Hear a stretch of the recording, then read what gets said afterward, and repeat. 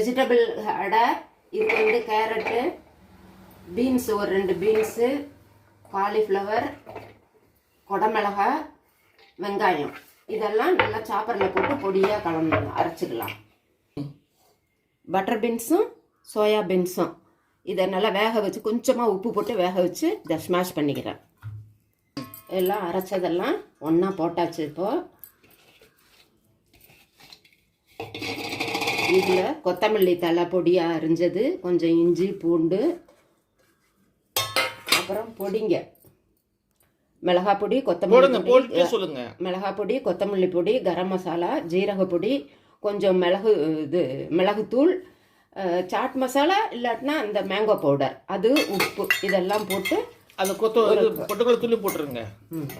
பொட்டுக்கடலை தூள் இந்த திக்னஸ், அதாவது தண்ணி இல்லாத அளவுக்கு இதில் போட்டு பசஞ்சுக்க வேண்டியது.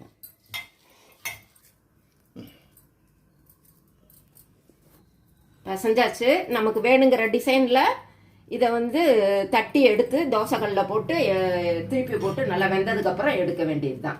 வேறு ஒன்றும் சிரமமே இல்லை. இது மார்னிங் பிரேக்ஃபாஸ்ட்டுக்கு நல்லாயிருக்கும். ஹெல்த்தியானதாக ரெடி ஆகிடுச்சு பாருங்கள். இதை எடுத்து சாஸ் தொட்டு சாப்பிடலாம்.